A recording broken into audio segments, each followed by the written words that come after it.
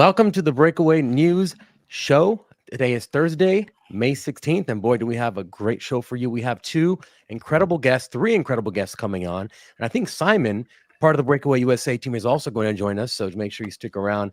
Simon's been in a lot of funny videos for Freedom 2.0, so I think we're going to premiere one of those today. It's his blue-haired Karen, pansexual, non-binary character or whatever. But I'm glad to be back. It is Thursday. What's up, guys? Oh, man, just living Thursday.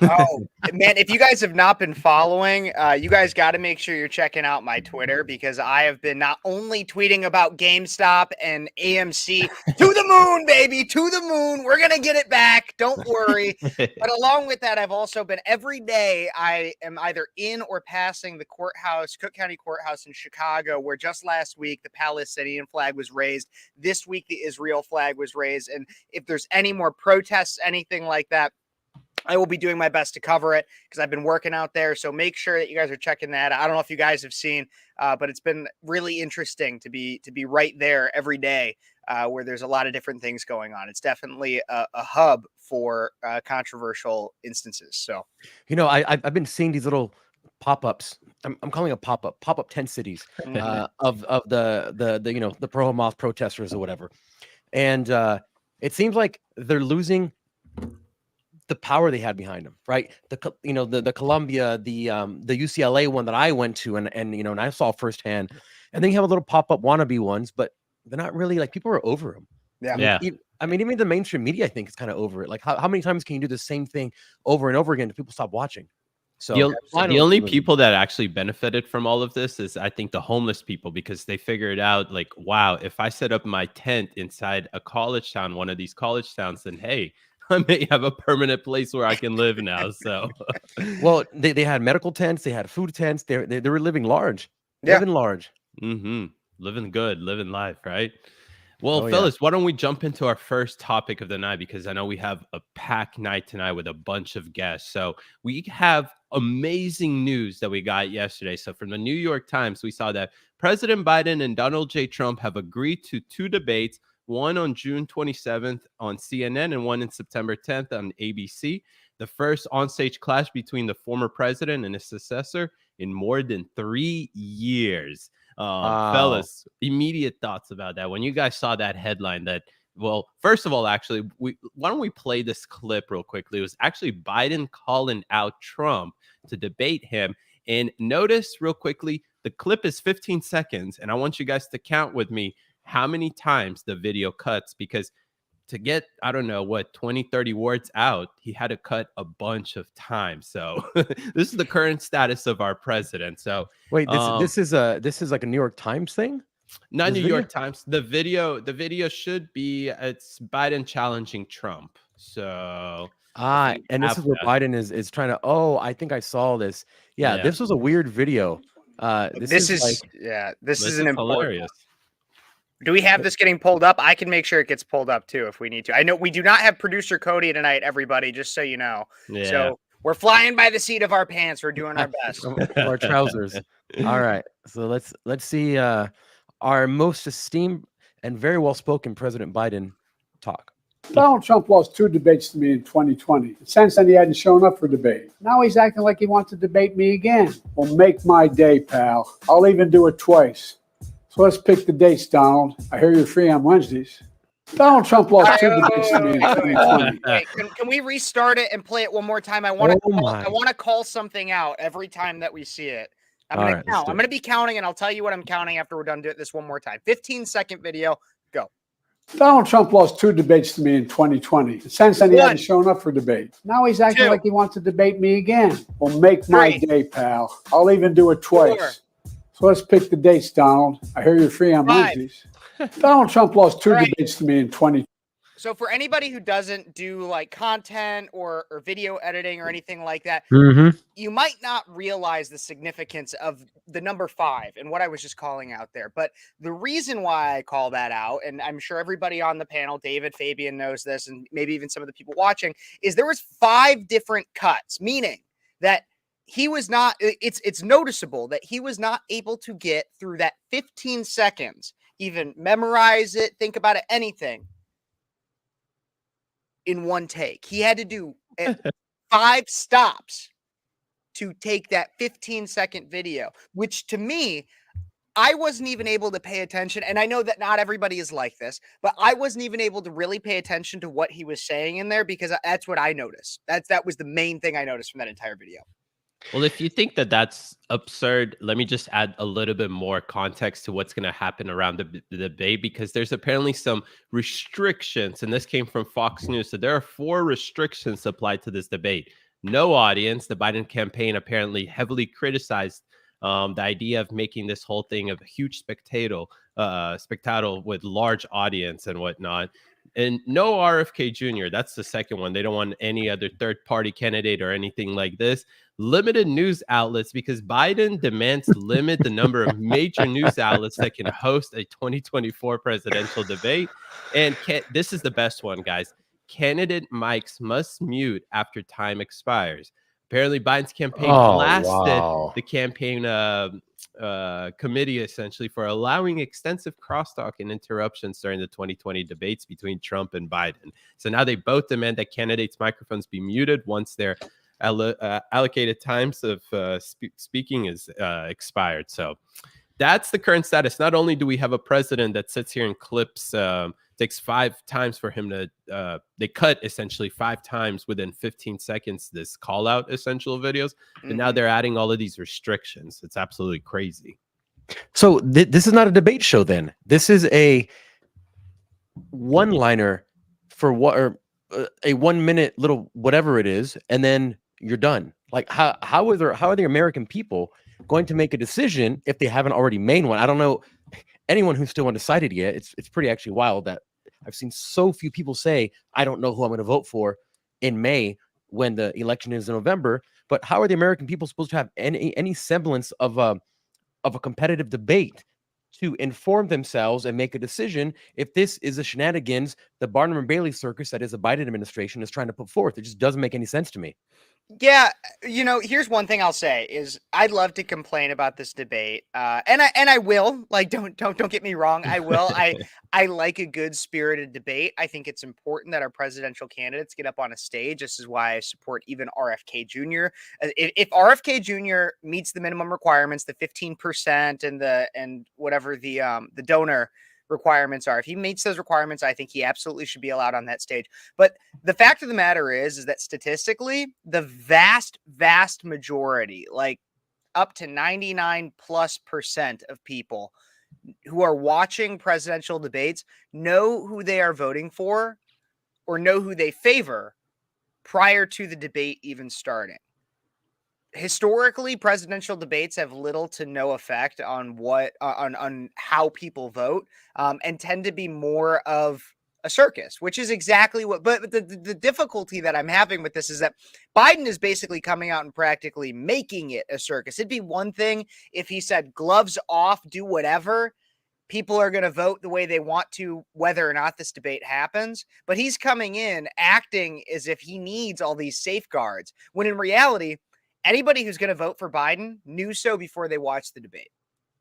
Yeah, but hey, listen, the reason he needs to say the safeguards is because I agree with you that people decide who they want to vote for before the debate, but that doesn't mean that they can't lose their support because of an awful performance. So the one thing that's really going for Biden right now is that the standard is the same thing he had the standard during the State of the Union. It's just that this man should survive the debate, like not collapse right there on stage, right? Yeah.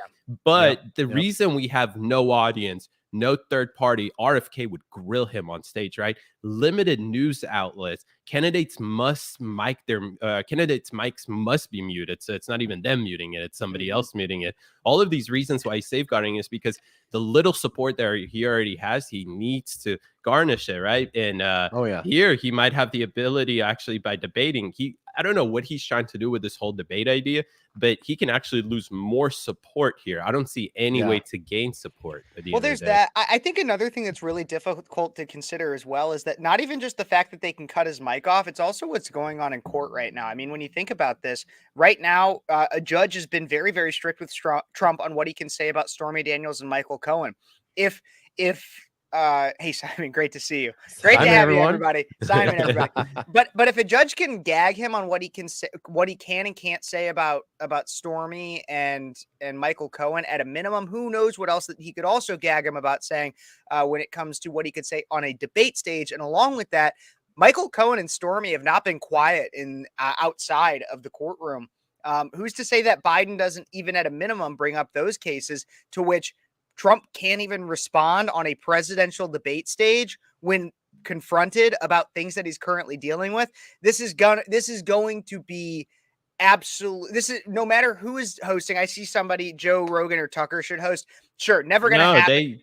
They should, but it's never going to happen. It's going to be CNN, Jake MSNBC Tapper. people. That's Dana Bash and Jake Tapper. So here's the thing: it's already announced. It's going to be a 3-4-on-1. And then even on top of that, the judge, as it always is when Trump's involved in a debate. Yeah, so it's going to be rigged against Trump, and Trump is still going to come out and beat the shit out of all of them. But the one thing I just want to just real quickly, Fabian, the one thing is that in the video you saw him say, "I heard that you're free on Wednesdays, right?" Yeah. What day is the debate? Do you guys know? It's not Wednesday. It's Thursday. Wow. So at the end, I was also thinking, I'm like, okay, well, what happens if this whole Stormy Daniels trial still ends up going on in, what is this, 4 weeks? Then 5 weeks? Basically Biden has a one-person debate by himself, which, I mean, he can probably debate himself. It sounds like he's challenging himself to talk every time. Imagine the narrative that they're going to spin with this is that, like, oh, Trump's not able to come to the debate because he's in court. They're not going to say that. They're going to say Trump backs down from the debate, blah blah blah, and all that stuff. So I'm kind of confused. He literally called him out straight away. Said, "I know you're free on Wednesdays, yet he's debating him on a Thursday." Simon, here's what I would do, and I hope to God Trump does this if they cut his mic off. He should walk over to Biden's microphone and just start speaking into it to take over his microphone. I mean, listen, the hammock video we saw on the bus the other day, the guy said, "Hey, there's not a no hammock sign. Show me the no hammock sign." So Trump should say, "Hey, you never said I couldn't go up to his microphone and not speak into it." I mean, what are you going to do? Cancel the whole debate? You know, the thing about all of this, though, the craziest thing is that all the court cases and all the overt corruption against Trump has been his campaign. Like, his campaign has just been to say, look at what they're doing. It's very obvious. They've actually given him a narrative to run with all along in terms of how corrupt they're willing to openly be with the court system, for example. So he's been able to use all the attacks as great framing for his whole campaign. I can't see how this is going to play against him in any way. To me, it's all just going to add on to that. Simon brings up a good point, because not only did it boost him during the primaries, I mean, just to remind everybody, DeSantis was at 50%. Oh, yeah. Trump was at 30%, right? And so it boosted him like crazy during the primaries. And I believe that everything that you're seeing right now, it's not because of immigration, inflation and stuff like that. Obviously, those are big things that are swaying people over to Trump. But the biggest reason, I think, is because, again, they keep going after him. And I think more and more of the American people are noticing, okay, this isn't some legal, rightful way to go after somebody. This is literally using the courts to persecute a political opponent that you simply just don't like. Well, absolutely. And even with that, I mean, I notice at least once a month, really, it's probably like once every 2 weeks, there's a video from some mainstream media that where it'll be somebody who says, so far I'm doing better. I'll see somebody who says something or to a man on the street interview, and it'll go viral on MSNBC, CNN, and they'll be asked like, you're outside of this Trump trial. Like how could you support this man who has all these indictments and everything? And then the person will be like, heck, I wasn't even sure about it, but then I saw him get like all these indictments and I was more sure about him because of that. When you see that happening, man, it's crazy to me, because then the MSM, the mainstream media, gets so dumbfounded. They're like, how could this happen? How could this happen? And it just shows you how out of touch they truly are. Yeah, there's this video I want to play, and Dom Lucra, very cool guy, met him over at AmFest last year. He posted this, and this is just serving as a reminder to everyone who forgot or may have never even seen Trump debate, because this is maybe your first time voting. This is what he did to Jeb Bush. And back then, Jeb Bush had all of the support, all of the money, and all of the mainstream media supporting him. And this is what happened when Jeb Bush tried to get tough with Trump. This is a tough business to run for I know president. you're a tough guy, Jim. And we need to have a leader. Real tough. You're never going to be president of the You're real United States tough, by insulting yeah. your way to Well, the let's see. I'm presidency. at 42 and you're at 3. So Doesn't far matter. I'm doing better. Doesn't matter. So far I'm doing better. You know, you started off over here, Jeff. You're moving over further and further. Pretty soon you're going to be off the end. I'll This lose your doesn't temper do then. a thing to Yeah, solve the one problem. at a It time. doesn't You, do a thing to solve You the go problem. ahead. This is Nothing like 2016 Trump right there. Well, the funny thing is that Jeb Bush did something that was really bad. He started looking around to kind of like look for support. Mhm. It almost seems like he was, he was looking around to see like, hey, is anybody around that I can talk to, which is very not good for his optics. And obviously, we all know what happened. The guy ended up dropping out because his poll numbers got even lower than 3% at some point. So Absolutely. Well, Jeb Bush is also the same one who held a rally for himself, like just his own rally, got everybody there. Everybody was there supporting him. And then he said something and then had to go, please clap. Oh yeah, I remember that. Please clap. wow. That was a great campaign trail. Nothing like those 2016 primaries, Oh, God. honestly. Please That was clap. such a crazy time. Yeah, And it was weird. They were simpler times in a weird way. You're absolutely right. I mean, at Right. that point, we didn't have a single presidential candidate indicted by the Justice Department of the current sitting president. I mean, what the? Who would have effing expected that? Seriously. That's wild. Well, That- listen, I would like RFK to be in the debates. I know it's, a lot of people don't want that, but I want Joe Biden to look as bad as possible. So if he's not getting hit from the right, he's going to get hit from the left. And having two people, which, RFK and Trump agree on, I think, a lot more than Trump and Biden. So they both are just talking smack on Biden the whole time. They're not really attacking each other to a certain extent, but not nearly to the extent that they're going after Biden, because RFK knows what his role is. He knows what his role is, and Trump obviously knows what he's in it for. So it's going to be interesting to see it.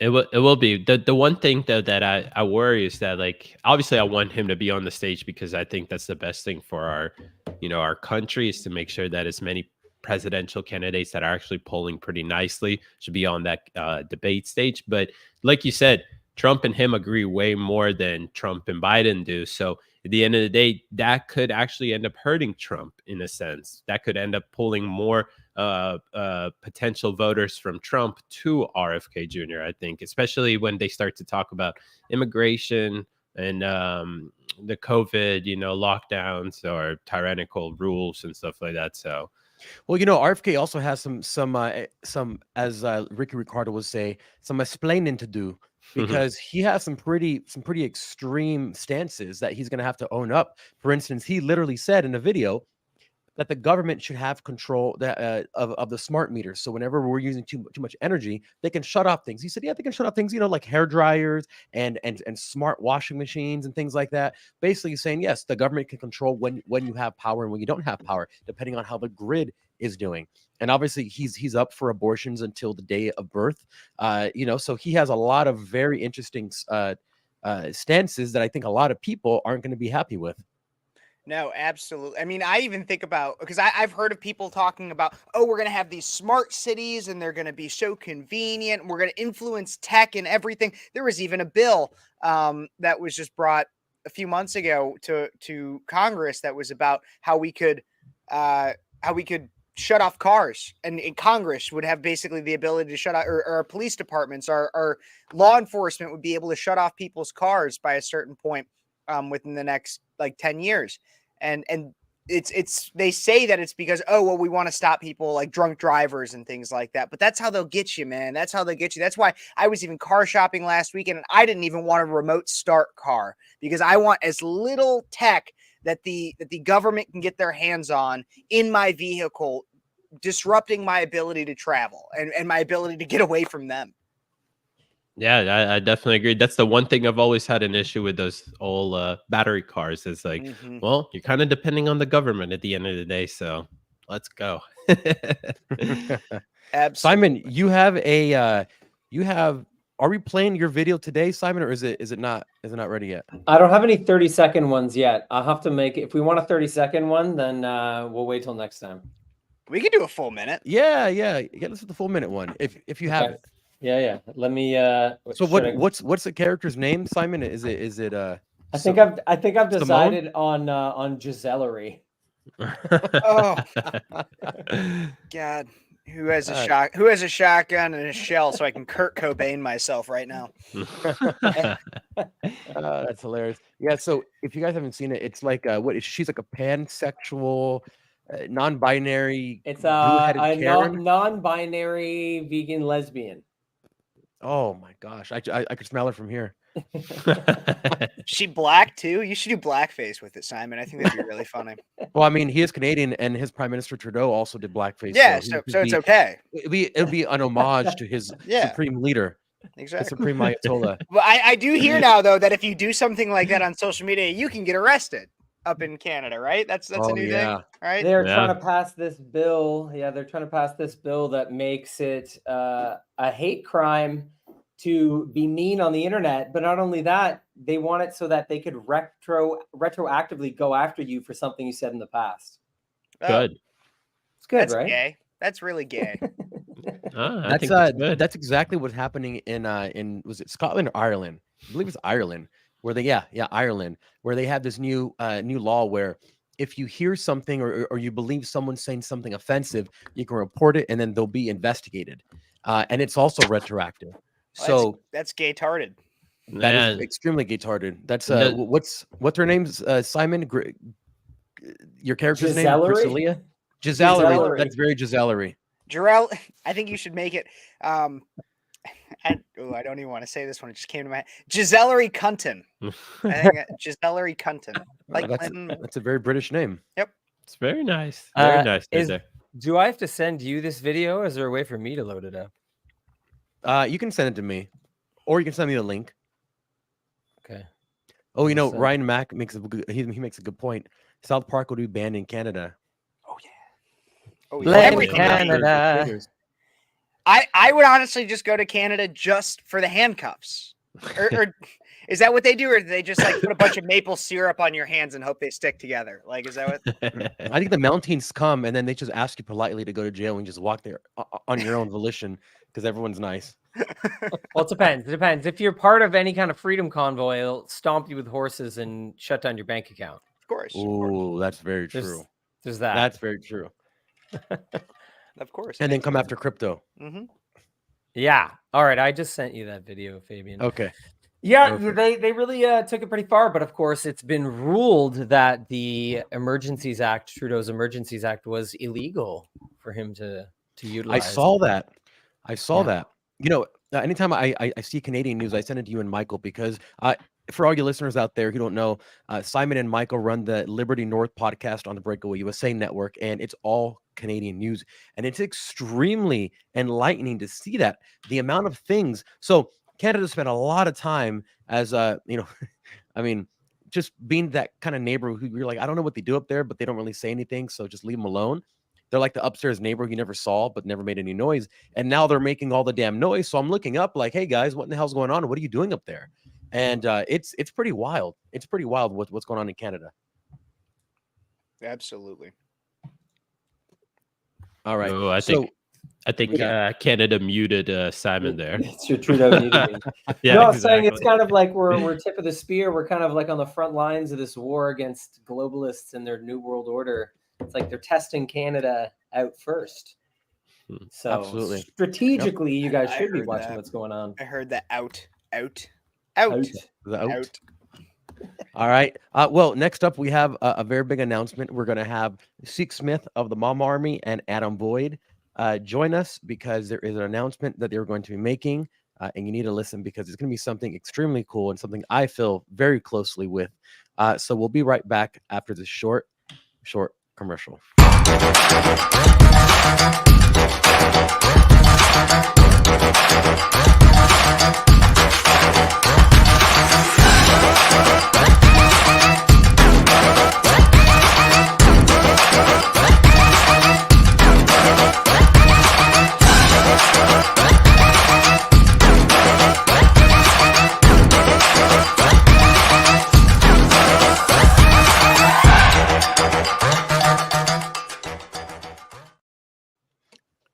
All right. And next up, we are going to have, and we have to change format to fit everybody on, but we're going to have Seek Smith and Adam Boyd join us and share their big announcement with us. So let's go ahead and get them up here.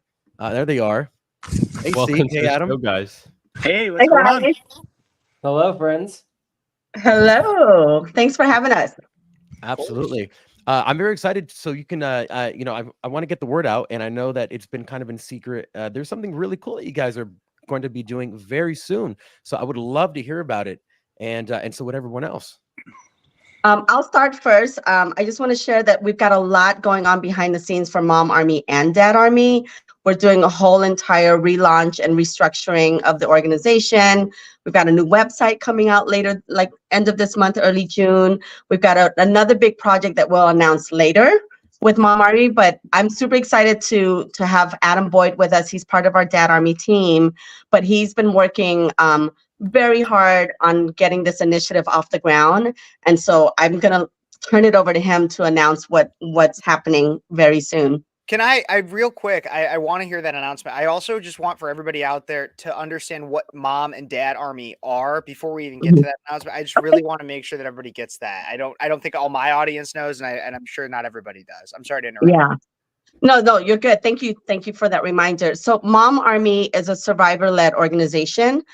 More than half of our chapter leaders are survivors of child sexual abuse and even trafficking. So we work very hard across the country to end exploitation of children, especially with everything that's going on in all the different institutions in the education system, our government, the medical system, you know, all the systems that are coming after our children. So that's essentially what Mom Army is. Dad Army is an extension of that. They work very hard to restore family values and protecting women and children, as you can see with everything we're having to deal with women's spaces being infiltrated and all the things. So that's a nutshell of who we are, but you can find us at mom-army.com. Again, we're redesigning our website, so you'll get a fresh new website that's more engaging, that's going to be able to bring people on board for anyone who wants to join the battle to stop the war on children. So that's who we are. Thank you so much. It's amazing work. That's great. Thank you. And Mr. Adam Boyd, you ready to share the big announcement? Good. So my name's Adam Boyd. I'm the founder of Soulful Training, which is an organization that creates wellness programs for other organizations. And who needs more wellness right now than the United States and Canada? So I came up with the Tour de Patriot, which is going to be a 1,200-mile bike ride through the 13 original colonies to try to ignite patriotism from a grassroots level, kind of Paul Revere-esque style. And along the way, we're going to do interviews with Americans about what it means to be an American and what do you think that we can do to better this country. I also have some things lined up with first responders, veterans, military installations, and other organizations along the way. Okay, That's That's awesome. interesting. So you're going to be doing this massive bike tour across a lot of states. Yes, 13. So we're going to start in Exeter, New Hampshire, and then we're going to travel down the East Coast and eventually end in Savannah, Georgia, and then where we'll be throwing a gala to commemorate the event. That's awesome. That's heard by David. David's over in that area. I sure am. I love that. I Plant wanna know Riverside what- District down there. Beautiful, beautiful area in Savannah. I love it down there. It sure is. It's beautiful. Nothing like the good old Peach State. Mm. Adam, I wanted to ask you, what inspired you to do this? What inspired the idea? Well, Was it me? There's not a lot of pageantry around the story. I was actually in the hospital with my daughter, and I didn't have a lot of time on my hands. So I was just on my phone Googling, and I was curious about what the world's longest bar crawl was. It's 3,000 miles if you're curious. Wow. And I was like, that would be really cool to do here in the States, like, you know, like a Maine to Miami type thing. And then as I kind of sat on it longer, I was like, you know, I could probably do something a lot more proactive to be, you know, to better this country if I just kind of tweak that idea just a little bit. And that's how the Tour de Patriot was born. That's amazing. And I have a special affinity to this because during COVID, I rode my bicycle across America. And I know that, you know, when you and I spoke about this, I was like, that's incredible because when I did it, I did it in a month and I didn't have any time to see cities I was in, or just to really relax. So I love that you're doing it. You're doing it over the course of a month. It's the 13 colonies.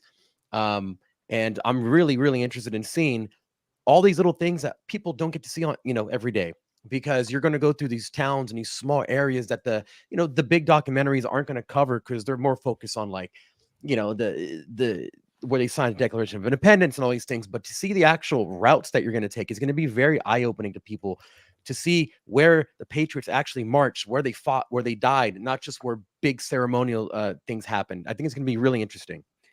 So we have one of the things that we're going to do on the tour is a lot of the interviews are going to be done in taverns, just like they were in 1775 before the revolution.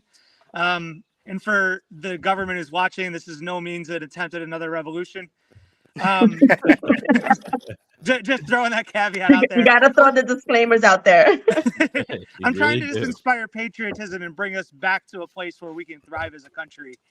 But anyway, yeah, we're going to do the interviews in taverns, which I've spoken with 90% of them. Most of them are on board right now. I'm just waiting on a few emails back. So we have a lot of stuff locked down that I'm really looking forward to. And we really want to highlight the history along the way. I've already been in contact with multiple iconic historic sites along the route who are also on board with this. And it seems like we have a lot of buy-in so far. That's amazing. For our audience, how can they follow this journey?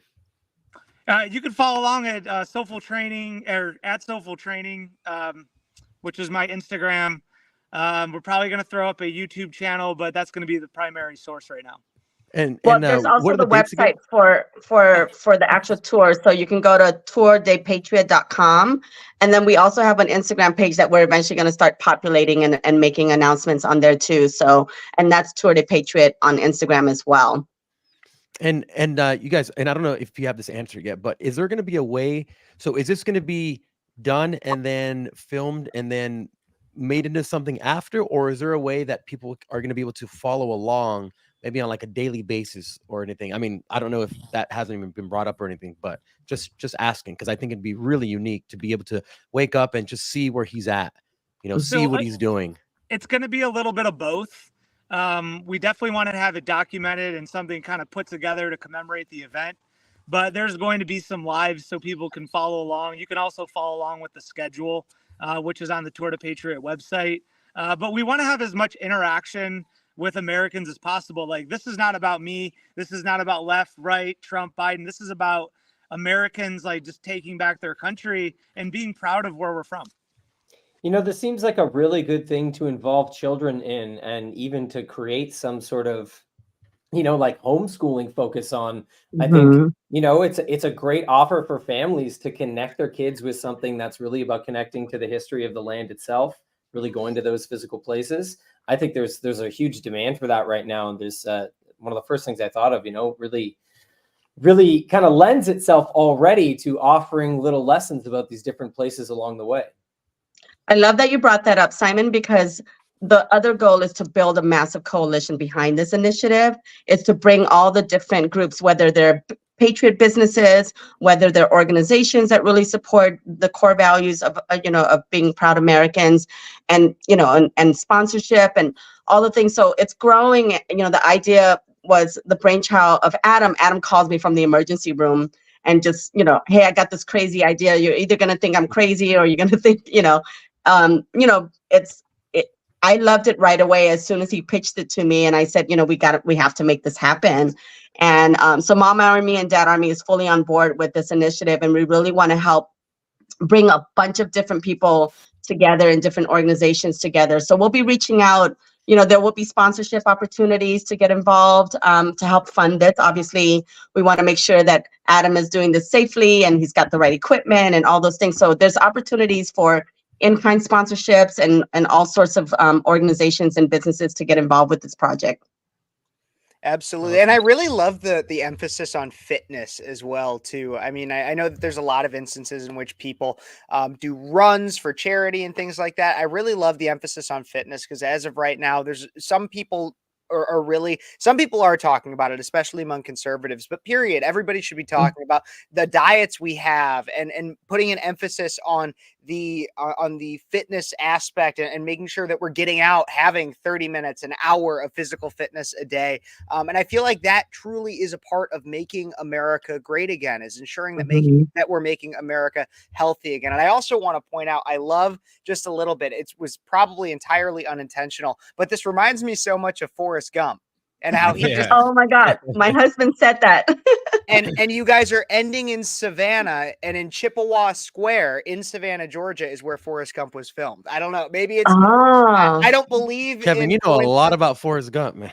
well, Big Tom Hanks fan, are we? my dad used to live in Savannah, and I do really like Forrest There Gump. you go. It's the 30th anniversary of that movie this year. My dad and I bonded a lot over Forrest Gump growing up. But yes, Well, you know That's what's funny awesome. is that's actually where I got the idea to do my bike trip, was literally from Forrest Gump. Yep. Because Oh my God, he was just running. that's Just awesome. it's Well, a we wanna- patriotic movie, so it's It really amazing. is. It actually really is. Yeah. Yeah. I wish that was the way that inspired me. Unfortunately, it was a Google search about alcoholism at its biggest. So. Well, you Well, that works pivot too, I very guess. well. So I'm glad it's not focused on alcohol and it's focused on some really cool stuff. But you know, speaking of Savannah, my friend knows the mayor of Savannah, so we're gonna reach out to the mayor and see if we can actually, you know, maybe initiate a resolution and turn the last day of the tour into Tour de Patriot Day in Savannah or something. Just a dream, you know, but we're gonna do some I mean, some look, they got outreach. non-binary day, pansexual Well, day. they I have mean, that. they could have one of them. I can tell you the owner. I won't get too much into it because it's not me. It was my dad. But I know my dad used to work with Plant Riverside, which is like the entire river walk down there. And the owner of that franchise, of that Marriott franchise, is a very, very conservative individual. So Okay. we could connect outside of this, and I'm sure that Yeah. he could help out. He does a lot of great work. He really supports a lot of conservative minded individuals legislatively. So Oh, that would be very awesome. Yeah, please do. Please connect us. absolutely. That's great. Well, definitely let us know and come on anytime you want to give us updates as to what's happening, up to what's going on. When the Mom Army website is relaunched, definitely let us know. We love to update people on what you guys are doing because, see, you're always doing something. You're always somewhere with someone doing something, and I love it. And I want to, I want to show people exactly what life is like being an activist, and actually the people who are moving and shaking the world for the better and creating laws and, passing legislation and things like that. I think it's a really unique aspect for people to know about, because it seems like this crazy, just how do they actually do it? But you're doing it. And, Yeah. and there's a lot of stuff that I know you said, you're figuring out as you go. And then you can now teach people that, which people who want to make a difference, instead of going out and protesting and really, just pissing people off and standing in front of roads, Mhm. stop oil, you can actually do stuff in the legislature to help your community and your city and your state. So Yeah, I mean, I think the one message I want to leave everybody with is, Mom and Dad Army, we're really, really hyper focused on bringing people together and solutions. So that's why these initiatives are really important. I'll just tease it out for now. But the next big announcement is called the Hope Box for Mom Army. So I will share that when that project gets launched at the end of this month. But we're working on some really cool things. We're really just trying to find solutions and trying to find ways to bring people together. awesome. Well, it's been a pleasure having you both on, and I can't wait to hear more and get some updates on this, because this is a really unique thing that I've never seen being done. So I'm personally invested in it. Yeah, Just to see it happen. And send us videos and everything like that. We'll post them, we'll repost them, everything like that. Like, we'll make sure that as many people see this as possible, because while it's on the East Coast, we have people nationwide that I'm sure would be affected by this. Yeah. Absolutely. Awesome. And if you know anybody that is looking to sponsor a bike, I don't own a bike yet, which is the craziest thing about this entire thing. I mean, Adam, if you want, actually, this would be pretty cool. You can use mine. It's sitting in my house. I don't ride bikes anymore. I got it out of my system during that trip. I bought it for $500 on OfferUp, and I mean, it works. Beautiful. As long as you don't mind me painting it, I wanted to pay homage to Paul Revere's horse, and I wanted to name the bike Brown Beauty. Oh, it's beautiful. So basically, you're gonna ride my bike and paint it. That sounds like a win-win. I'm down for that. Awesome. You guys are wonderful. Thanks for giving us the opportunity to make this is the first announcement. We haven't shared That's this awesome. publicly, so it's being premiered here, and then we'll be pushing it out, and we're hoping that the support is going to come as people learn more about this project. So so stay tuned. More to come.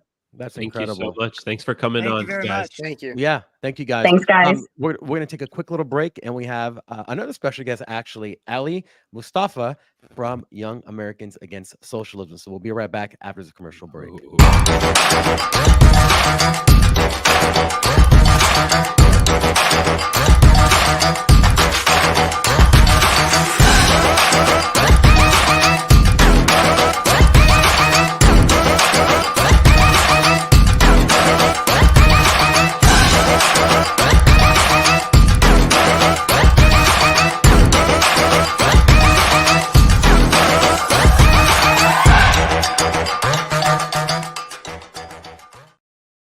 And ladies and gentlemen, I want to take a second to thank our sponsor, Freedom 2O. They help us power this show and everything else we do. It's an incredible water company that stands up for the First Amendment. And well, David is drinking it in his glass. I needed a glass today. Long day. But they have really, really cool labels on it. They're also on Amazon now. So you can check them out on Amazon, freedom20.com. They have a really unique filtration process, which includes UV protection, or sorry, killing bacteria with UV light, reverse osmosis, and it has no fluoride, so it won't make you gay. So if you've been thinking about being gay, stop drinking water and drink Freedom 2O, and it'll help you make up your mind the right way. So apparently that's the reason why Science. this generation is like 3 times more gay than the generation before that. Just It actually drinking is all this exploding. water. you have It's true. estrogen in your water. You have just a ton of stuff that the filters can't get. Yep. And like you would think with all this technology, we can actually build filters that would filter that stuff out. But no, apparently. Complete side note. But the lady who runs the water department now, I believe it's in Los Angeles or California, she is now the highest paid employed in the state at $700,000. $700,000. And she looks exactly like you think she'd look. So I'm pretty sure she's going to donate quite a considerable portion of that to the Biden Victory Fund, just like George Soros did. Oh, That's yeah, gay. definitely. That's very gay. Well, we do have, I know we have a guest, but I do want to make sure everybody knows June is coming up. So be ready for everything to be gay. Oh, you know what? They've already started. They've already started here in Toronto. I already went to the mall the other day. Someone had already erected an inflatable rainbow archway at the store front, the Wow. entrance. Well, Sounds like Canada. Sounds like respectfully, Canada. Canada is always a little gay. so- Yeah, exactly. It's more to- gay every year because they changed it. They changed. It's not Pride Month anymore. They officially Pride year. call it Pride season. Oh, wow. That's on government websites. That's out of Justin Trudeau's mouth. It's Pride season. So now it's just kind of loose. Goes on for many months. It's That's hellish. incredible. Okay. That's incredible. Capitalism. Something Well, that we have a very socialists special don't like. guest. Yeah, we have a very special guest that we're going to bring on. I'm very excited to have her. She's been on honeymoon. She's been traveling around. So I think we just got her as soon as she got settled back down. She's just recently married. So congratulations. I believe she got married. I don't want to speak, but I think she got married in Canada. I'm not sure. Oh, So, wow. there's a lot of Canada happening today. Might be gay married then. I think that's So what, I want to that's bring what gay on. marriage is. I want to bring on Ali from the Young Americans Against Socialism. Welcome. Hey, Oh, welcome, hi. Ali. Welcome, Thank you for welcome. having me. Of course. To clarify, we were not married in Canada. We were married in California. Oh, so Okay, Oh, sorry same about thing. thing. Same Same thing. Same. Still gay. Yeah, I cannot. Congratulations. Woo! Sorry, I'm having some issues with this light here. I'm just gonna leave it off. Anyway, I heard that what you said about the woman in California making the $700,000 salary, and that's not surprising for California at all. So, I mean, look, Anyway. like I'm not opposed to people who do really important jobs, like not politicians, but people who do really important jobs to get paid very well. But in California, it's become a thing where you have people. Obviously, we have tons of homeless people here. The people who run these little programs, they're getting paid $200,000 to run these little programs, and I mean, it's just a disaster. It's a disaster. absolutely, yeah, it's simply unsustainable at this point. I mean, the longer it goes on, the worse it gets, because then of course all these people need raises and to get more in pensions, and it just degrades our society in the long term. And of course, I'm I'm from California. I'm from deep blue California. And it was our generation who grew up seeing the housing crisis happen before our eyes. All the millennials, all my peers, we saw it from 2008 until, we were trying to get married and buying houses and owning property. And it just seems like an unattainable situation happening in these Democrat run cities. So Yeah, I anyway. saw an article the other day. It says that you have to have an income of $340,000 to buy a house in California right now. Yep. Think about that. $340,000. Just 10 years ago, I think the average income was like $50,000 or $60,000 or something like that. I don't know Around what what it is now. still, yeah. It's probably still got- around there. Yeah. Oh, yeah. Definitely. Yeah, is. I think I asked my parents how much they paid for their first house, and they like didn't want to tell me because it's not going to happen again, and it's just a really sad situation that so many Americans are in. The current average American income is $63,000, $63,000 to $64,000. Wow. Yeah. Wow. And insurance is up 50% in California, so that's not helping anyway. And also, a lot of insurance are leaving California. I made a video about this a while ago, where you have State Farm farmers. They've all left the insurance market in California. So in order to get homeowners insurance, and here's my tinfoil hat thing. That's not really tinfoil hat.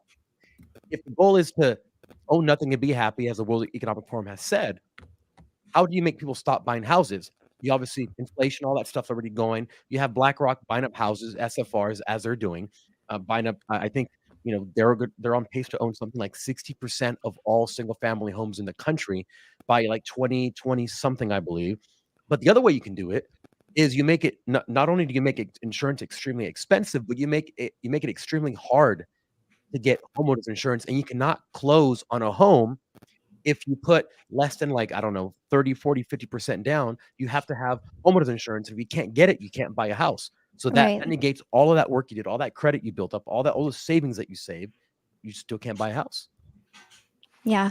And I think it is California who is going to be doing something special for immigrants on their mortgage as well. I can't remember it verbatim. So if you're the first person in your family to buy a home, you get, I believe it's something like $100,000 credit. Right. $100,000 credit.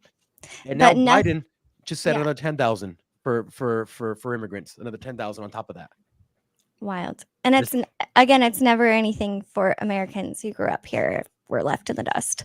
Of course. Oh my God. And we all know that's a big aspect of being woke now, is putting the very own citizens that you represent in the backseat and putting all of these people in the front seat of it. So Ali, I know that Fabian said that you work with, or that you're the founder of. Is that correct?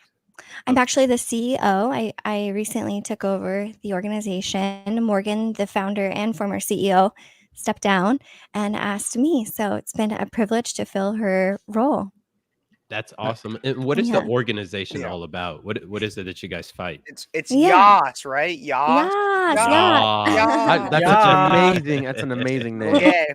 No. It really is. Well, it stands for Young Americans Against Socialism, and we are a nonprofit. We interview survivors of socialism, communism, oppression, and tyranny. Our last project was called the Freedom Records, and we interviewed 15 survivors of socialism. We did long-form interviews with them, and we were really able to have these deeper conversations about how the radical left moves in and seizes power and eventually propagandizes themselves and brainwashes people into supporting their dangerous regimes. And so basically we did those interviews. And while it's still our first love as an organization, we realized there were so many lessons that even Morgan and I were learning and putting together as we were doing these interviews. And we said, you know what, we can put all the lessons that we've learned together into a curriculum for families to teach their children about socialism. So that's our current project we're releasing very shortly in the next few days, I think. And so it's called Intro to Socialism, Intentional Lessons About Economic Independence in the Home. And it's made up of 5 lessons. And then we also, and additionally to the parent guide, we have discussion prompts. And then we also have research resources and activities that our team has put together for parents to do with their kids. So we're really excited. Wow. Yeah.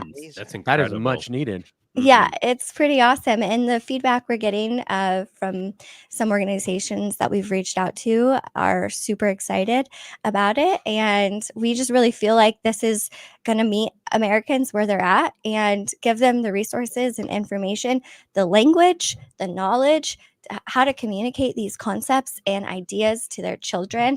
And overall, just sparking a sincere love for freedom in the hearts of this rising generation because as millennials, and we grew up in deep blue states, both Morgan and I, we felt a little left in the dust. And, we were raised in conservative families, but we feel like we really missed out on some monumental and important, informative conversations that our parents could have had with us.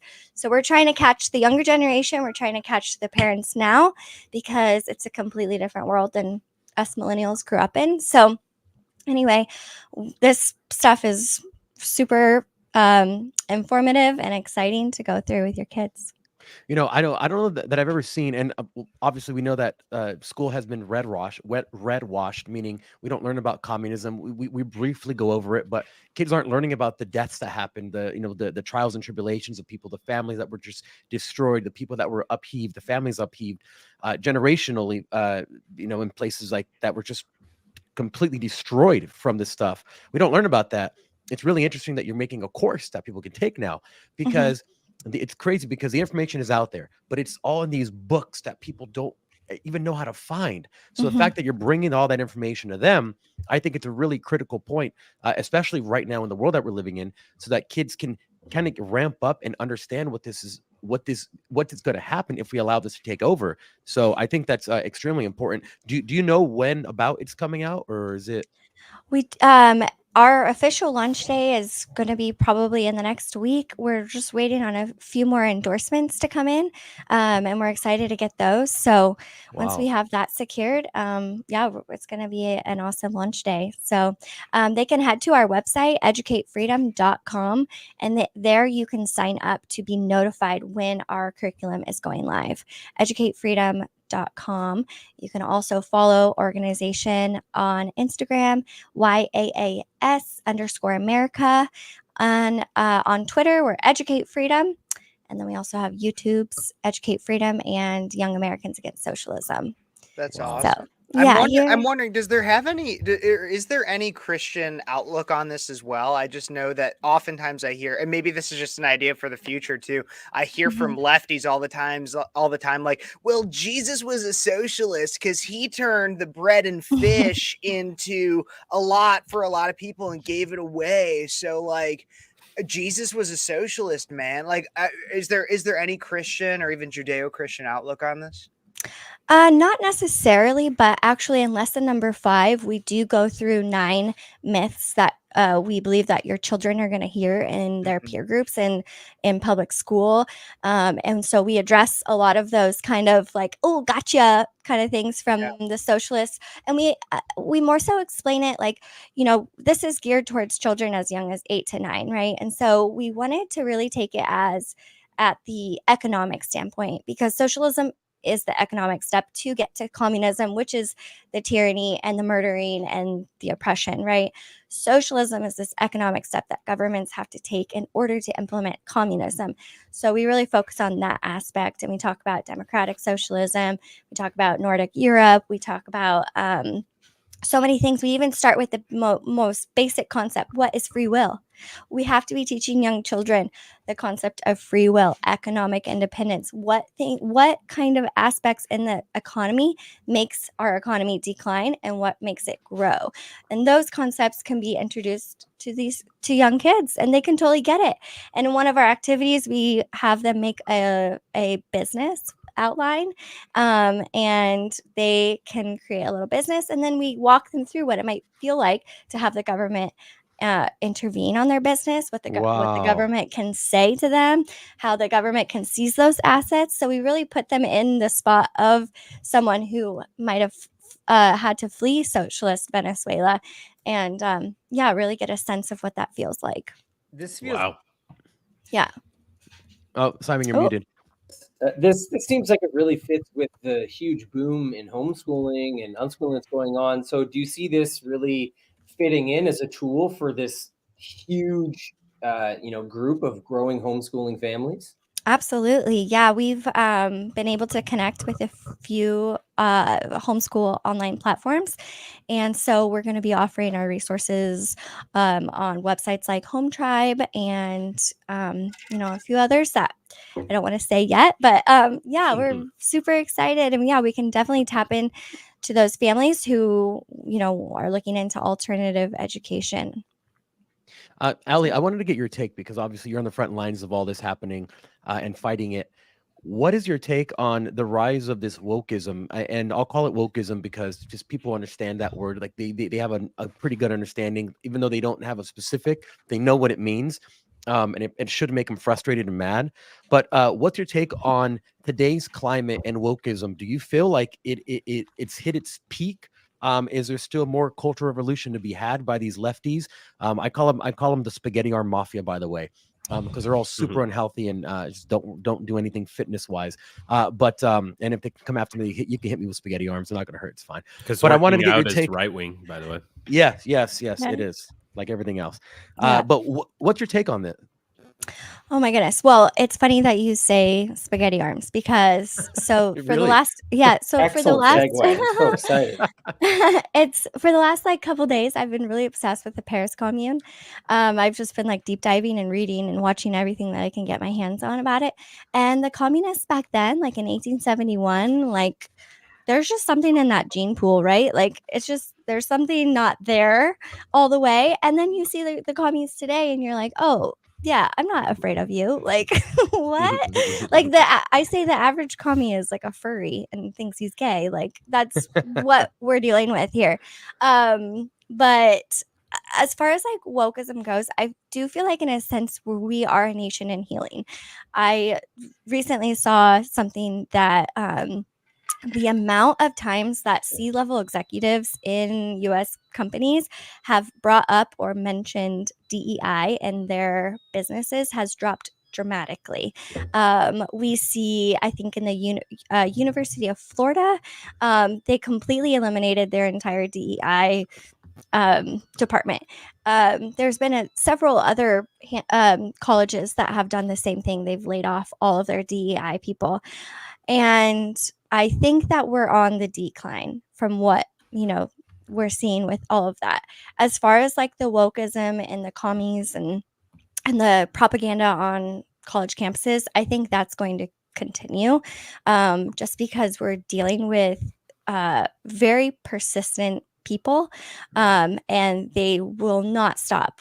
Something that I read in the Paris Commune, I really find it fascinating to read early communist writings because you can really understand where these ideas stem from in their writings. And these early communists were talking about the importance of when you seize the buildings and when you seize the land, you cannot there's no option to give it back to the government, right?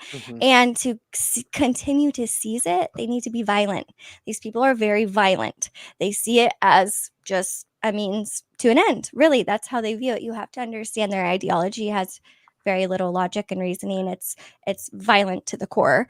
And so we're going to continue to see these protests and the outbursts and things like that. But as far as it happening in corporate America and the business place, I think people are over it. I think generally people are really over hearing, the hate on white people and,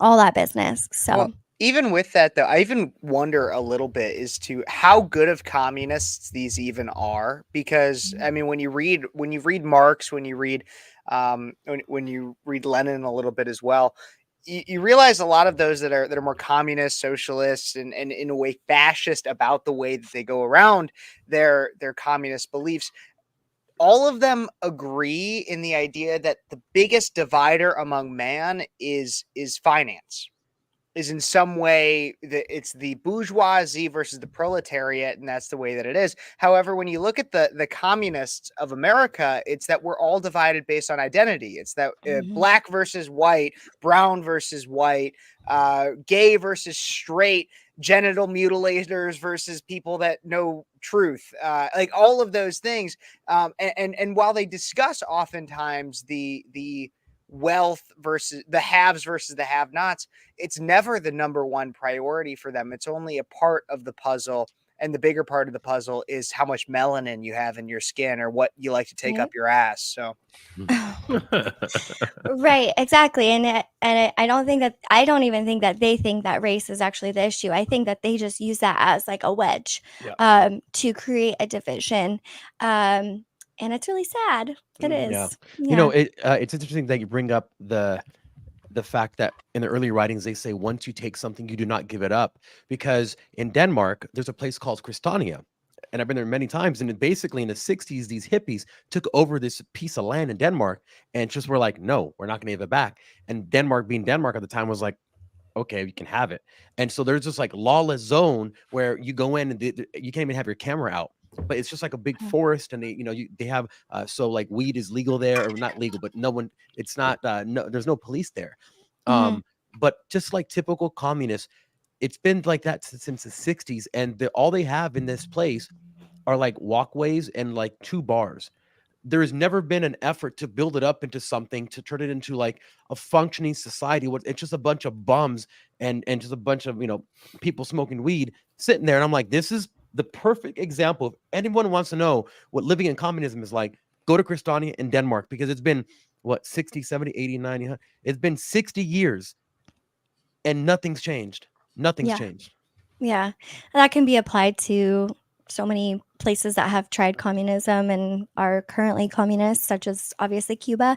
And it's funny because on our socials, on Young Americans Against Socialism, we'll get commies in the comments all the time. Oh, commies in the comments, here we go.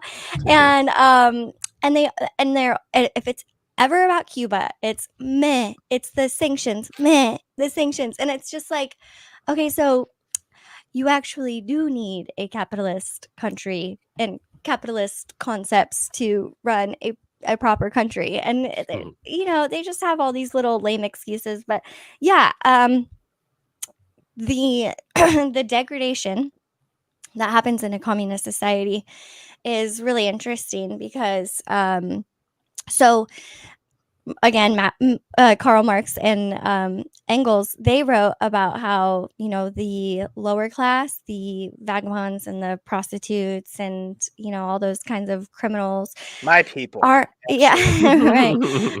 They can't really be used for the revolution. That's what Karl Marx always wrote about. But then it was actually Mao Zedong who actually said, I think that we can put these people to use, and use their criminality and their lawlessness to create this society where it's really hard for capitalism to survive. And we saw that a lot with the BLM protests, when they were bashing all the store shops, their windows and everything, and vandalizing these cities. And it's so hard for these companies to stay in business.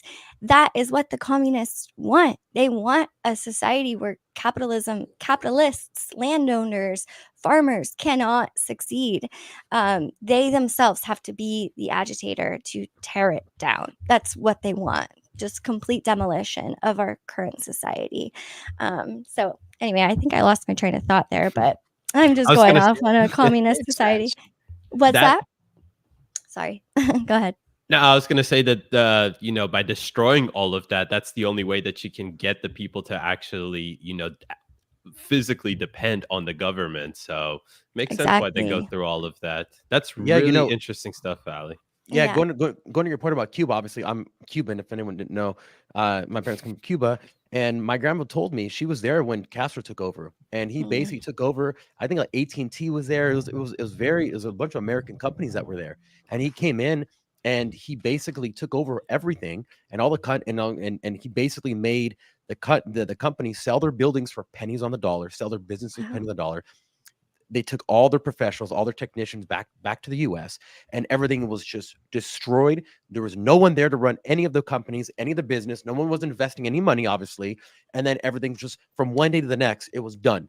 And it never has recuperated. And she tells me, stories about how they were eating Russian dog food, literally dog like cans from Russia, because they would get all their food from Russia. They would open it, and she's like, "This is not food. This is food for dogs." And they couldn't read the Russian on it, so they found a Russian, someone who spoke Russian. He's like, "Yeah, that's dog food," and that's what they were feeding to keep in population. And she has tons of stories like this. So when I see people say, "Oh, communism," like you idiot. Just go somewhere. You know what? Go to India. I love India, but if you want to see a country that's destitute, go to India. Stay there for a month. You can't complain to anyone because even the commies have more than anyone else there. So what are you going to complain about? What kind of injustice are you going to complain about there? They have generational homelessness there. So all these spaghetti arms could go eat some more spaghetti. But it's tricky though. It's tricky because you have now the seemingly grassroots communists, right? The people who are out there with the actual pictures of Karl Marx and all that. But then you have just the everyday people who have been ideologically subverted by these communist ideas. And so, for example, like the mothers who have been subverted by the sort of queer theory approach to education and raising their children, they're told, they need to transition their kids, and they're brought into a Marxist ideology about gender and identity, but they have no idea that's what it is. They're just listening to doctors thinking, I better do what they say, help my kids. So there's, it's interesting that we have both versions of that ideological spread. You have the people who are actually advocating for communism overtly, but then the people who are just victims of the psychological warfare that maybe they wouldn't be into it if they really knew it was communism. Such a good point. Yeah, absolutely. So good. Listen, I have an idea because we have Kev's quick hits right after this. And Allie, I don't think you know what that is, but it's basically Kevin has stories and we just do quick takes on it. And it's really fun, everything. So I don't know if you have anything to do, but if not, you're more than welcome to stick around for Kev's quick hits because it's a lot of fun. Okay, let's do it. It's going to be a blast. All right. So why don't we take a little commercial break, recharge the batteries. Communism sucks, but spaghetti arm people suck. We're going to take a little commercial break and we're going to have some fun, making fun of some different people. We'll be right back. Blah, blah, blah, blah, blah, blah, blah, blah, blah, blah. What are you talking about? Here, have some freedom to go. Man, the Constitution is awesome. That's what it is.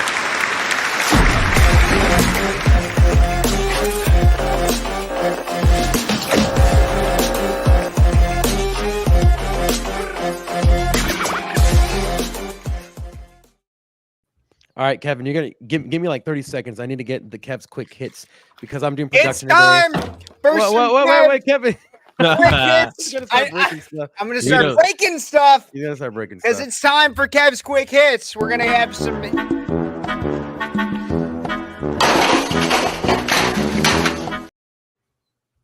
By the way, That's Ali, quick that's hits. Kev. That's Kev right there. Okay, That's me awesome. right here. So we got some quick hits. We're going to start off with PETA. Everybody, I don't know if you guys know PETA. They're the people that are super into animals, like a little bit too much, kind of like Yeah, it's weird. some goat fuckers kind of people. But people for the ethical treatment of animals, they criticized New York City Mayor Eric Adams for saying he, quote, hates rats, which regularly run through the subway system and invade buildings in the Big Apple. Not even to mention the fact that they carry disease. And while there's a cute Disney movie about them making food, that's not realistic, everybody. The furry rodents often scurry through subways and rummage through trash on the streets of the Big Apple. People have been complaining in New York City about a major rat problem for quite a while now. However, this animal rights advocacy group view rats as good things. Adams said, quote, that could apparently use a lesson on showing kindness and respect for all New Yorkers, according to PETA. So PETA is defending the rats, everybody. These things, like I said, carry disease, do not make food, are more than a nuisance. What are your guys' thoughts on PETA defending the rats over Mayor Eric Adams? Let's start with our guest, Allie. Oh, okay. Well, just even looking at those pictures, I was like squirming a little. I'm not a fan of rats. But even if you did want to like pretend like you had compassion for rats, I don't know if I would even say anything because they are a nuisance. They're disgusting. So yeah, Well, that's they my caused take. the bubonic plague, Yeah. and I have seen videos of the illegal immigrants cooking the rats on the spit.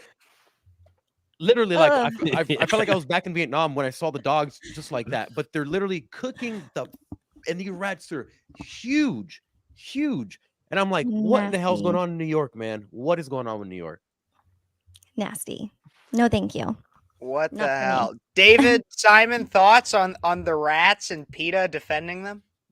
I'm Absolutely. personally just surprised that they didn't call the mayor racist. So that's all I could really think about right there. Is like, wow, first time they didn't call him racist. Well, he's black, so Yeah, yeah, We've Well, I heard it think he plenty has of that times. black shield. He has that I- racial shield. Doesn't work against Larry Elder, apparently. Simon, Well, I think that the heart of what is going on with PETA and other extreme vegan groups is kind of apropos to you being here, Allison, because I really think the problem is that they've injected a kind of neo-Marxism into the way we think about animals. And this is true. They really think about it as, animals as a kind of oppressed proletariat that are subservient to us. That's why no one should eat animals. So they really do use Marxism to frame the role of animals in our society. So I'll just say this is more of that nonsense. So, down with Marxism and communism. Forget all Amen. of that's that. probably why there's gay animals, Kevin. well, that's the thing. That's the thing, Simon, is you're jumping ahead a little too much because not only are the rats amazing in New York, the animals are also all gay, according to Animal Planet. And no, not Animal. This is Peacock. Planet. Everybody. Queer Yes, planet. so Unbelievable. Queer Planet. Queer So, Planet. Queer Planet. There's NBC Universal Peacock streaming services diving headfirst into the mating habits of the animal kingdom with Queer Planet. Take a look and a listen. We're going to watch the trailer right here. Our planet is home to over 11 million species.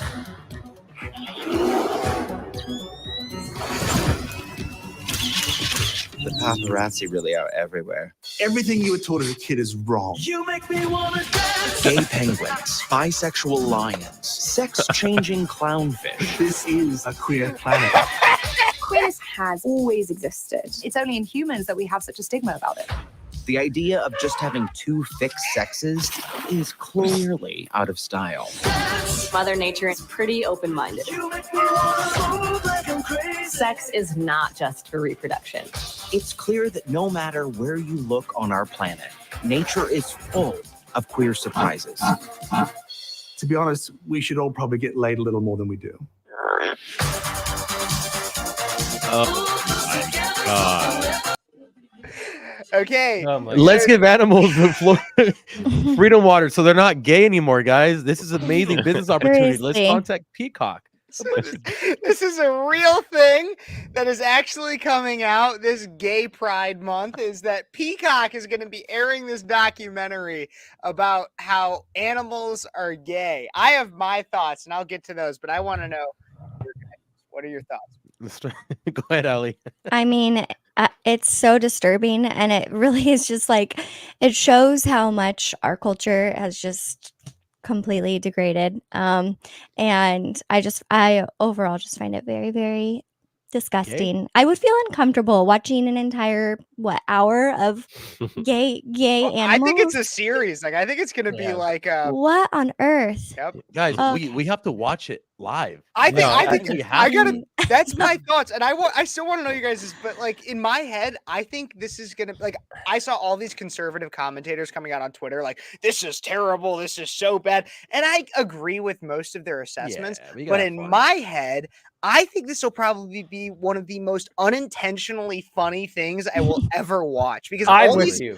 all these people are gonna think that like they're gonna be like, oh yes, we're doing so much for the queer society. Like this is so great for the rainbow people, and I'm gonna be sitting there laughing my ass off as they're telling me like it's so natural for a lion to bite its nuts off. Like no, it's not. how it works. Well, here's the thing. What Seriously. they hate, because they think they're the smartest people in the world, that they figured out that there's more than two genders. They think they're Einsteins. They hate to be made fun of. And that's exactly what I always do on my social media. Because sure, we can teach people these really, really deep technical meanings about what they want to do and stuff like that. But sometimes just calling them spaghetti art mafia soy boys, that does the job that it needs to do for people who don't have the capability to get really, really deep in the weeds. So the more that we talk crap on these people, or, on these bozos, I call them spaghetti art mafia, people just start laughing like, hey, that is kind of stupid. Yeah, you know what? I'm going to start laughing as well. And that's what kills their entire shtick. Bring back bullying, baby. I have to totally agree with you how, like, I felt the same way. I was right away excited. As soon as I saw this, I retweeted it immediately and said, I can't wait to make memes with this. That's the first thing I thought of, because like the videos from this are going to make the best memes. So that's one of the first things I thought of. But now that we watched that together, I'm thinking about it again. The thing I can't get out of my head is the fact that this series involved people like hiding with cameras, trying to wait for a moment of gay animal sex, trying to like hunt it down in nature, and that there were literally people like lurking in the bushes trying to get some like gay lion sex. They're like, hey Rob, you get that shot? Like, nah, man, it's a bunch of hetero animals again. All right, we'll try tomorrow. Oh man, it's almost like these animals are having sex to reproduce, like it's like a natural thing or something. Like, what the heck? It's crazy. That's actually my thoughts. It's like, do you guys think that the animals know that they're gay? Like, it's like they're forcing it on them now. It's like same thing that we're having with the kids and whatnot. So I don't know. Or do you think they know they're being watched, and it's about and they're voyeuristic animals? Maybe that's a whole other episode. Seriously, series. Well, here's the thing though, guys, is that not only is that all happening on Peacock, we even have an entire country now that is coming out on the opposite side, the country of Peru, where Dylan Mulvaney went to escape to feel safe away from everything, now says that trans people are officially classified as, quote, mentally ill. Out of the Daily Mail, a little bit of this. Peru has officially classified trans people as mentally ill under the decree signed by President Dina Boluarte. Transsexualism, dual role transvestitism, gender identity disorder in childhood, basically all the belief in what is not, is now considered a mental illness. The move comes just days before the 34-year anniversary of the World Health Organization's removal of homosexuality from the list of international classifications of diseases, and has prompted fury among rights groups. The WHO has removed transsexuality from its disease manual in 2019, when a new version of the ICD was proposed and came into effect in 2022. And Peru's government argues the decree will make psychological treatment freely available to those affected. So not only are they claiming it's a mental illness, they're also making psychological treatment freely available. This is very interesting coming out of a South American country. I don't know if you guys have heard, but there's an entire theory about the pink wave and how socialism, Marxism, and this idea of all this stuff has come through South America, but is now changed due to the election of Javier Milei in Argentina. We can start seeing this change in Peru. Are we going to start seeing these things in America? What do you guys think? So I was just in Colombia last month or a month and a half ago, and I was talking to, the people with me who were from Colombia, and they had no idea that kids were having their genitals removed in the name of equity, in the name of diversity. They're like, what in the hell? What is, no, that would not fly here. So these guys were pissed, right? And and I'm asking them questions, and they didn't even understand all this stuff that's happening here. It doesn't really work there, this whole diversity stuff, because they're all poor. Like, they're not poor, but they're all basically at the same level. So it's having a really hard time taking hold from the people that I was speaking to. And at some point you just got to be like, this doesn't make any sense. And I think we're starting to see some of that happen in South America. Thank God. Absolutely. Yeah. I was going to bring up the fact that, South America has been going through this pink wave. So that it is surprising to see Peru do this. And I'm curious what the response will be from other countries down there. Brazil's obviously kind of lost right now. But usually when this kind of thing happens, where a country or a state takes a stance against this LGBTQIAS whatever agenda, is they double down. So it will be interesting to kind of watch what Brazil might do if they're going to double down on something.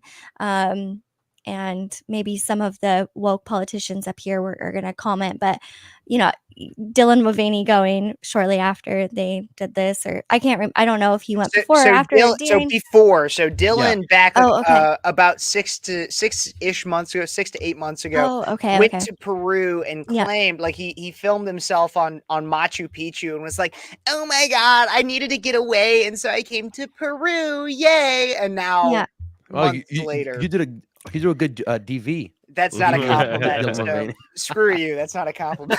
That's funny. But yeah, the irony and also God's humor is great here. That's my take. I almost feel like Dylan Mulvaney went there and Peru saw what the hell all this is about. And they were like, yeah, we need to ban this immediately. And look at that. Look, I love the beautiful thing about this, that the socialists can't be too mad. These leftists, they can't be too mad because they're offering a social program at the end of the day. You having issues, no problem, the government will pay for it. Go get your treatment. So they can't be too mad at the end of the day. That's actually a good, I mean, they're actually helping with what was supposed to have been done with these people that have this mental illness. That's what you're supposed to give them help, not affirm their degeneracy or their lunacy, their mental illness. We have a country being run by mentally ill people that have been drinking too much fluoride, and now we're saying, oh no, you know what, you're right, because I don't want to be offensive. Exactly. And imagine walking into like a therapist's office and being like, I believe I have depression, and they were like, good. They're like, yeah, you're supposed to. No, I mean, the best part about this is that it goes against WPATH, right? So that's really, when you see a country standing up against the World Professional Association for transgender health, it's a really good sign, because what they've demanded since 2019 is the depathologization of gender incongruence, which means they don't want it to be assessed as anything even related to illness, right? They've been fighting for this. So this is what WPATH's been pushing for. When a nation stands up against that, it's an amazing victory, because it means they're turning their back on WPATH, just like the United Kingdom just did by completely reversing their gender affirmative care system and taking away puberty blockers from children. So anything that pushes back against WPATH is good. And to your point, David, really, it's actually statistically known that since this crazy removal of all medical gatekeeping for kids getting access to gender affirmative care, the people who have real clinical gender dysphoria, who actually need help, have not been able to get it, because these clinics are all clogged up with anxious teenage girls that don't have clinical gender dysphoria, but they're in the system anyways. So it's actually true that the people who really need the help have not been able to get it now. Yep. Absolutely. And speaking of those that are mentally ill and all the takes you just have, we have a special message from a mentally ill person to each and every one of us. So take a look and listen to this. Hi there. You can either respect my trans homies, or I can identify as a fucking problem. And if I catch your bitch ass being disrespectful, your pronouns are going to be was, were. Thank you for coming, and have a nice day.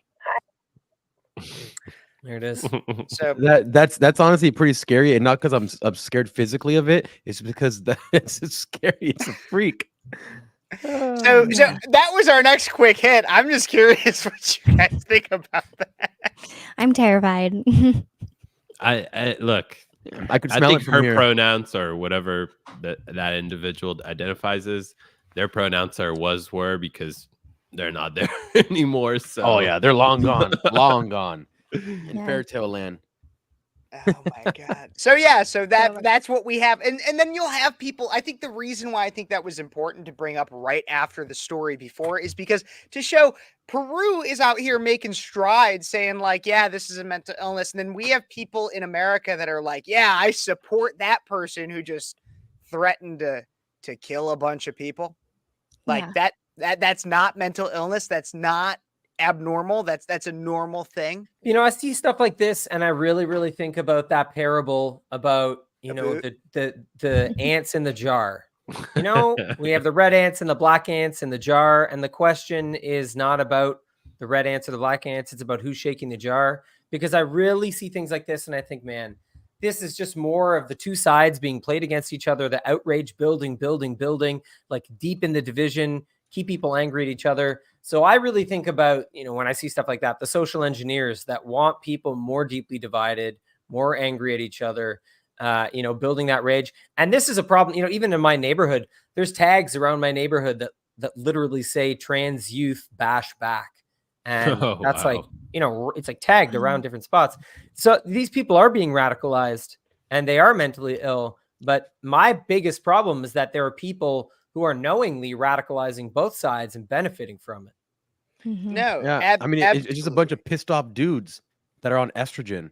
Like, how unstable are you going to be if you're a dude taking a ton of estrogen, drinking a bunch of fluoride, and then you're reading all these like Marx and Lenin and Mao and being like, oh, I figured the world out, but I can't even figure out my own gender. Like, how does that make any sense? I mean, geez, that's why people can't balance their own budgets anymore. No, you're absolutely right. And this is why I think to myself that this country can't have nice things. And then I think about other stories of which this country can't have nice things. And so I don't know if you guys heard, but so we're gonna end the quick hits where we started in New York City. So in New York City, they recently had this portal thing that opened up that was a portal to Dublin. And so these organizers have pulled the plug on the New York City Dublin portal that happened for now because raunchy behavior has run rampant. The plug has been pulled on this entire portal because of the 24-hour live stream has had a bunch of crazy behavior. You've had women flashing their chests. You've had people asking to send nudes. Quote, instances of inappropriate behavior have come from a very small minority of portal visitors. That's what they try to say. It's just like when they say that there's that they're mostly peaceful protesters. It's a very small minority of portal visitors have amplified on social media this raunchy behavior. In New York, we have a set of protocols in place since the portal's launch. So, I mean, if you scroll down, you can see all these pictures. There's been just it took very little time for people to start doing very, very inappropriate things. What do you think this says about it as briefly as you can? What does this say about humanity? What does this say about our ability to connect with one another?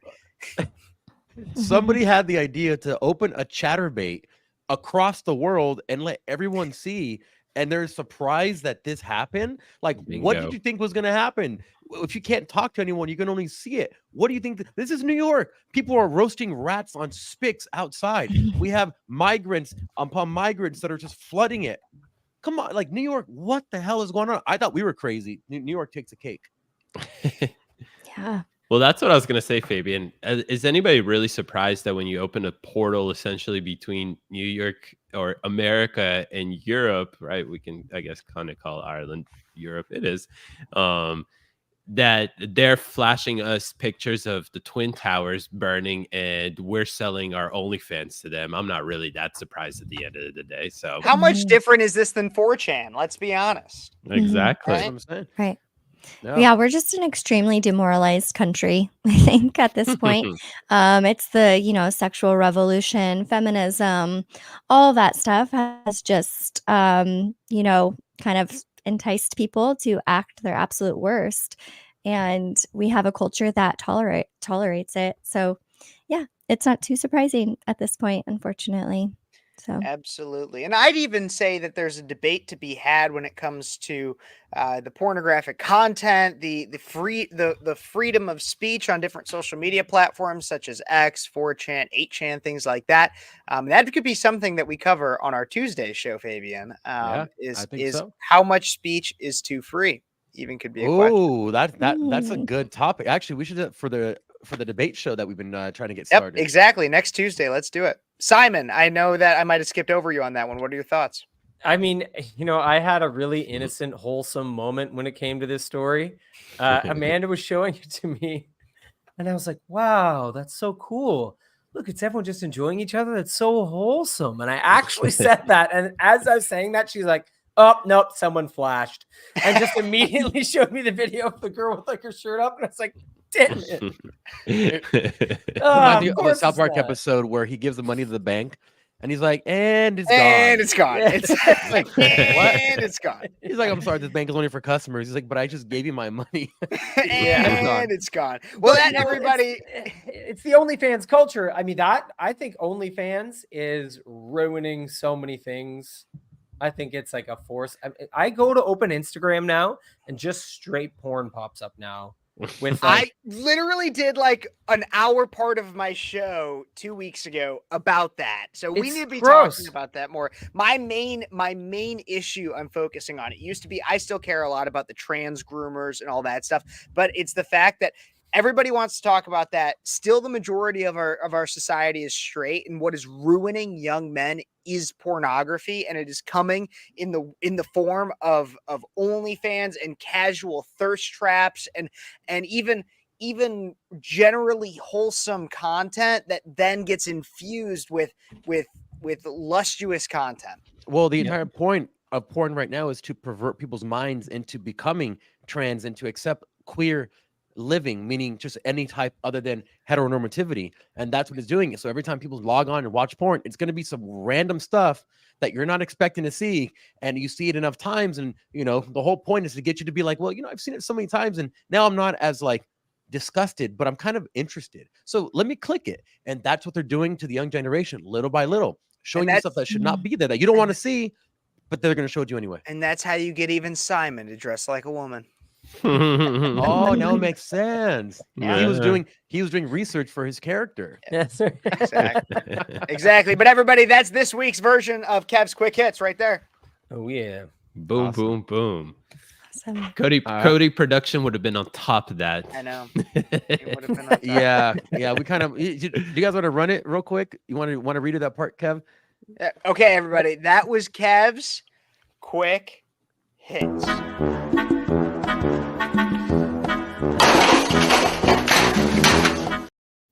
All about There you go. To smash actual computers so we can put him in there or smash something. He said he's a good smasher. I've been wanting to see him smash. Yeah. Maybe one day we'll have that happen. Get some 4K footage of Kev smashing some stuff. Kev, we got to just get you into like a one of those like where they have all the trash at. Oh no, he's gonna smash, guys. He's gonna start smash this smashing right now. I swear, right here, my Guys, stool. I he's sit gonna on start right smashing. there. Smash that shit. One day, we're gonna get somebody that'll piss Kev completely off, and that's how we'll see him rage like crazy. Allie, thank you so much for joining us tonight. Yeah, that was thank awesome. you. Thank you for sticking around for that extra segment and doing Kev's Quick Hits with us. It's always course. fun They weren't to get very another quick person. tonight, but No, Hey, it's all good. But that does it for our Thursday night show. So thank you everybody that stuck around and watched everything.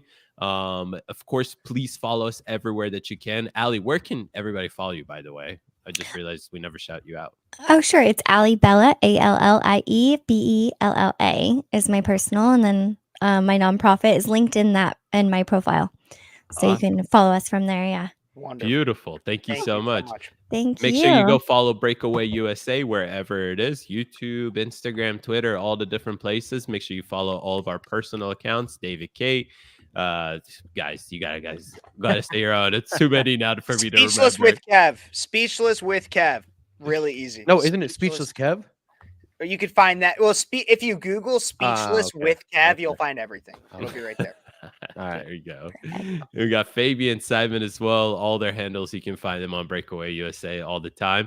And we'll be right back to it Monday. Oh no, what am I talking about? We got our Friday show, our Utah folks, and then we also got Speechless with Kev on Sunday. Yes, and we'll be right back to our Monday news show on Monday, of course. Monday. So thank you All right. guys, and thanks for being everyone. here. Have a Thank good night. you. Bye, everyone. Bye.